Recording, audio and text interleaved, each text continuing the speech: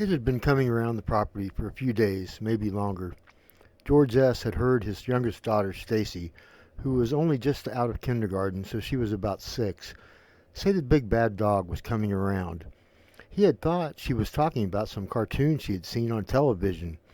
Imagine his surprise when he turned around in his barn to see a 7-foot, half-man, half-dog creature towering over him with its mouth open and fangs dripping saliva.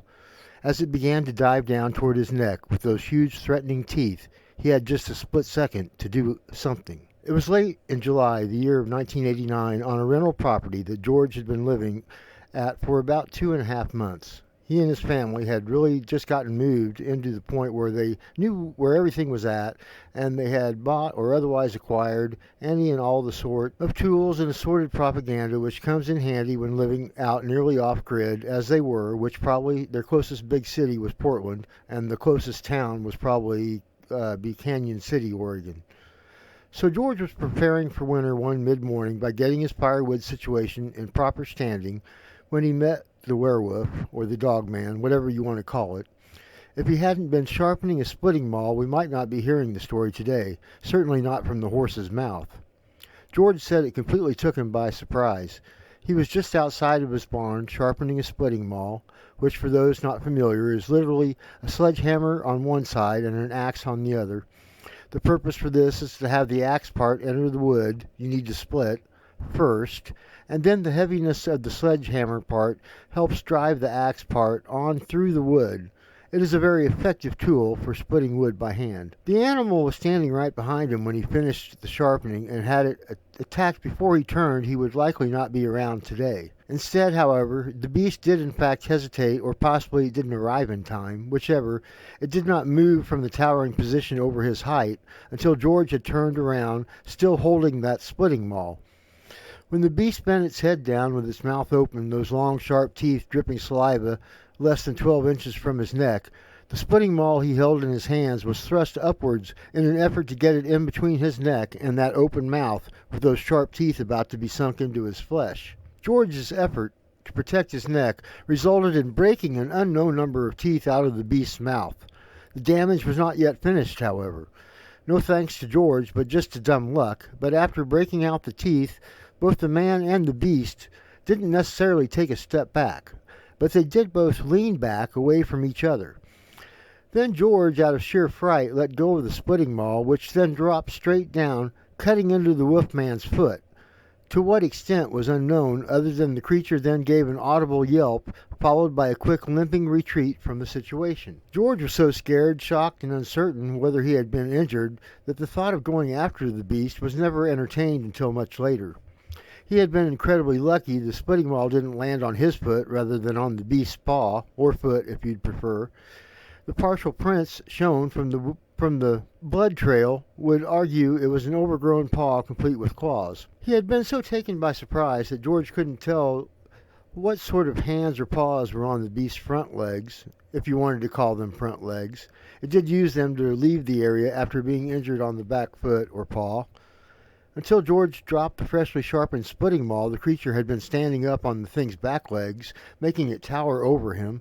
It dropped like a sack of potatoes after the splitting maul landed, while letting go a very loud yelp at the same time, and then it limped away on its 3 good legs, whining and looking back over its shoulder every third or fourth step.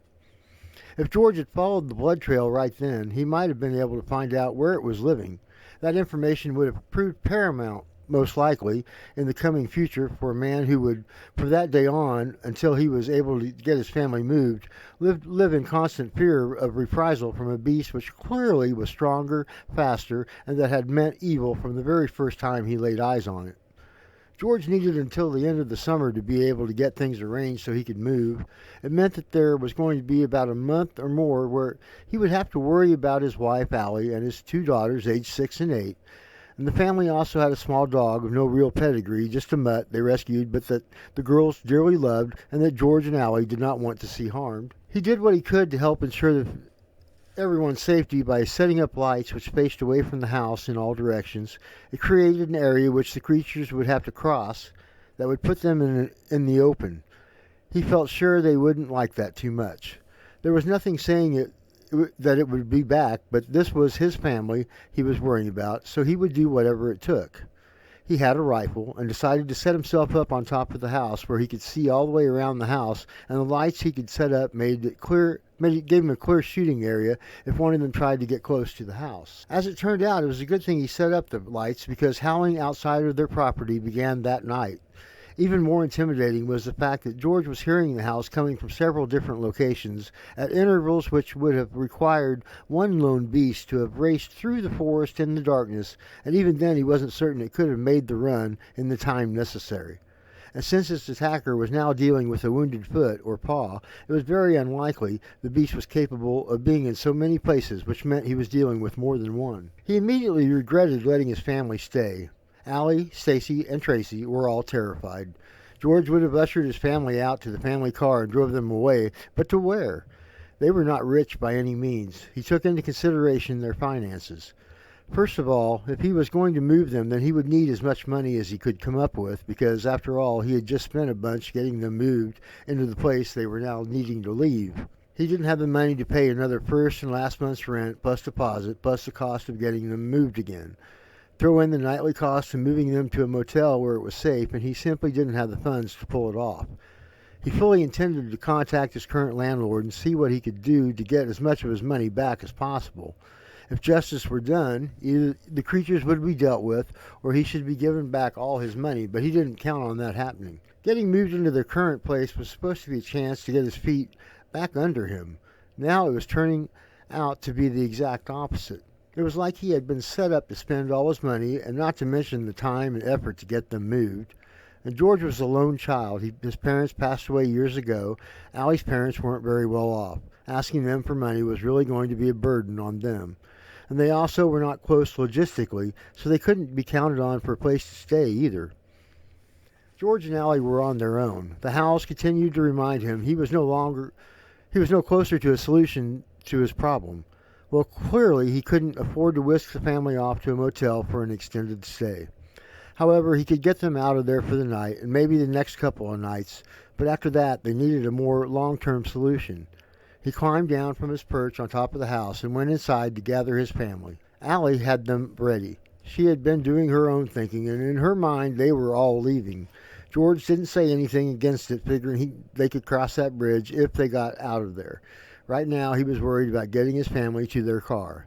Everybody was to carry one bag, and the youngest was bringing the dog. Outside, the howling was as evident as it had been at the start of the evening. Was it any closer than before? George could not tell. He was still inside the house, not wanting to show himself until they were all ready to go to the car. George was leading the way, with Allie bringing up the rear. They all took a breath, and George opened the door. The howls met them with full force. George paid no attention, however, and he led the way as his family walked calmly to their car, the dog staying close while on the leash. They all got in their car. George let go with a sigh of relief. Then off to his left, in his peripheral vision, he caught sight of something moving just inside the tree line. He threw the car into drive and took off. As he drove out of there, he could see in the rearview mirror the dark, hair-covered form come out of the darkness and stand there in the light, watching the car as it left the area. In the nearest town, with a place where George could afford the family to stay, they unloaded their car into the motel room where Allie, Stacy, and Tracy would spend the night. Allie, of course, did not want George to go back, but he was adamant that he needed to deal with the situation. If he couldn't come to some sort of solution in the next 72 hours, he would be back with the majority of their stuff, and they could go find another place to live. She begged him to at least take their sheriff out with him, and George agreed, more to get her off his back than any real consideration to that thought. However, as he began to drive back to the house, he began to have second thoughts about taking a sheriff out there with him. George turned the car around and went back to the closest little town to his location, but it has no police department, so he was forced to call the county.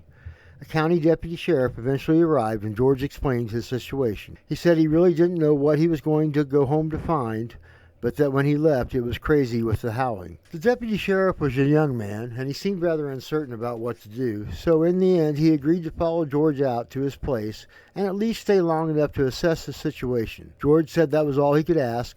thanked the man, and off they went for George's home. All the lights were knocked over when they arrived. Some had went out, while others illuminated the brief area in front of them where they had landed or come to lay, while others were out completely, having been separated from their source of power.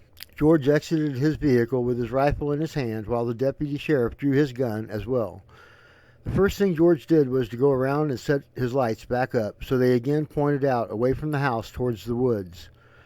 There were several lights which had been broken and thus would never work again, but the majority of the lights were made to work again by simply plugging the wire back into the extension cord. All the lights back on and pointing back out towards the woods, it was time to have a look inside the house. George approached the front door, which was lagging open, not how he had left it earlier. Right there in front of the door was Scat. George stepped over it and pushed the door open. The house was still somewhat lit from the various small light sources, such as the digital clock on one wall and the television set which had been left on by one of the kids. George felt his way for the light switch and clicked it on. There was nothing different inside the house. Apparently the creatures had chose to not enter the house, perhaps out of fear of being caught in there by the owners with only one possible exit. Very few intelligent animals will enter some place that does not offer multiple escape routes, even more so when the area is too large for them to defend in a manner which is to their advantage. A small dark area is very defendable because you can have your back and sides in a place where you do not have to worry about defending them. Get into a larger dark hole and suddenly your sides are at risk of ambush attack, forcing you to defend three sides instead of just the one front side. And if you're not backed up to a wall, then it is four sides you must defend. It becomes easy to understand the decision-making in such instances. So George did not discover any sort of candid awaiting him in the dark shadows of his home, but the deputy sheriff did not leave the property without seeing something that left him wondering what it was he did observe. The deputy sheriff admitted to George that he had an uneasy feel about the place. In fact, his words were that it had an undeniable uneasy feel about it. However, since there was nothing more than what amounted to a pile of dog crap on the front step, that he was going to take off and write it up as a false alarm. After all, there wasn't even any of the howling which George had claimed. They said their goodbyes. George thanked him for coming out, and then as the young deputy sheriff was leaving down the driveway, he thought he caught the flash of something tall and dark go darting between some trees. It caused the young man to stop the car and get out and flash his light towards the woods. He saw nothing and began to get back in the cruiser when in the distance he could hear howling. George no sooner had waved goodbye to the deputy and seen his taillights disappear in the darkness as the car went up the driveway, and then came the first howl from somewhere out in the dark woods. Clearly to George, the thought of revenge for his hurt, if not severed paw, was still on the werewolf creature's mind. Tough luck, Wolf, George thought defiantly. It wasn't he that sought out the beast, and it wasn't he that snuck up on it, and it wasn't he that then took the menacing pose, and it wasn't he who then made the first move of attack on the other. As far as George was concerned, the wolf got off easy, and if it would come back close enough, he'd show it how easy by taking a shot at it. This time he would be aiming to kill it. George began to holler into the darkness at the creatures. He told them how he had not started this fight, but that he was ready to take it as far as was necessary. He announced how if they had any honor or courage they would show themselves and get on with things. What he hadn't noticed was how he had let himself walk further out away from the house as he was hollering into the darkness, daring them to come out and fight. And by the time he realized he had put some distance between him and the house, a large, dark silhouette became apparent as it came out and was now standing in front of the lights, but between the house and George. And then there was sound off to his flank as George turned to look at the figure which was standing in the warmth of the light coming from the lights set up to face the woods. And next George heard a third sound, again to his flank, this one opposite to the side of the first noise, and basically George was surrounded as he began to back up the driveway away from the house, slipping further into the awaiting darkness. And the howling began again, and this time much more direct and louder. George was terrified, and he felt his hairs standing on the end of his neck and down his arms. His breath raced in and out as his eyes strained to see through the darkness at what might be coming at him. He stayed calm and fought off the urge to turn and run down the gravel driveway further into the darkness, but also further away from where he knew at least one of the creatures was standing in wait. The howling was getting closer. George could see that the dark figure in the lights from the house was walking toward him. It was very casual in its manner, causing George to feel like he was already trapped and just didn't know it yet.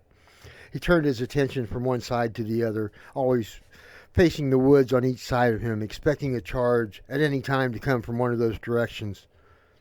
The figure coming at him from in front was very tall, very muscular looking. It had a large, dark-shaped head, very similar to the head of a German shepherd.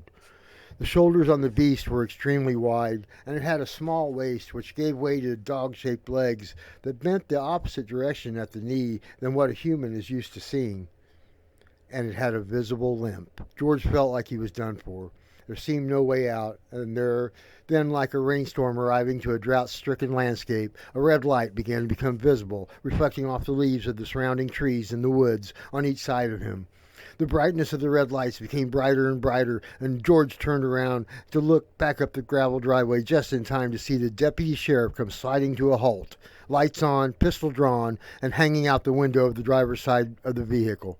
The deputy sheriff barked the order for George to get into the car. He obeyed happily and quickly put the window down so he could stick his rifle out and cover the deputy sheriff while he turned his head so he could see to back the car out of the area and, in fact, all the way out to the road that connected to the driveway.